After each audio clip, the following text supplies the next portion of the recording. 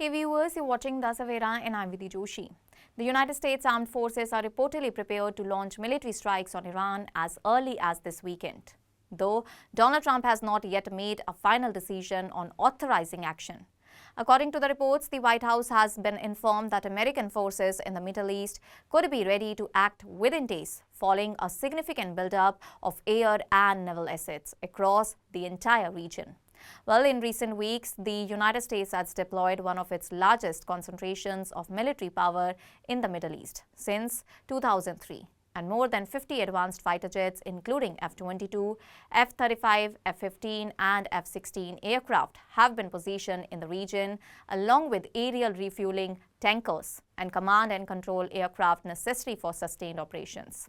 2 aircraft carriers, nearly a dozen warships, additional air defense systems and hundreds of cargo flights carrying equipment and ammunition have further strengthened the American presence. Officials suggest that if approved, the operation could last several weeks and may be conducted in coordination with Israel, potentially targeting Iran's nuclear and missile infrastructure. Despite the growing military readiness, diplomatic efforts remain underway.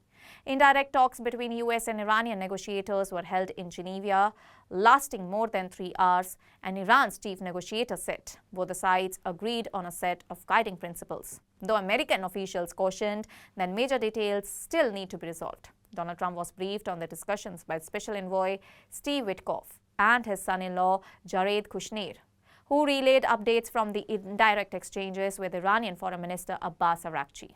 White House Press Secretary Caroline Leavitt stated that Iran is expected to clarify its negotiating position in the coming weeks, but declined to say whether the president would delay possible military action during that period. Meanwhile, U.S. Secretary of State Marco Rubio is scheduled to visit Israel on February 28 to meet Prime Minister Benjamin Netanyahu and discuss the state of negotiations. Tensions have risen further amid reports that Iran is reinforcing certain nuclear facilities with concrete and soil, potentially to protect them from airstrikes. At the same time, Iran and Russia have announced joint naval exercises in the Sea of Oman and the northern Indian Ocean. Iran's Revolutionary Guards have also conducted drills near the strategically vital Strait of Hormuz, a narrow passage connecting the Persian Gulf to global markets through which roughly 20% of the world's oil supply passes. A major sticking point in the talks remains Iran's ballistic missile program. Tehran has refused to negotiate over its missile capabilities, calling them essential for national defense, and insists that discussions should focus solely on the nuclear issue.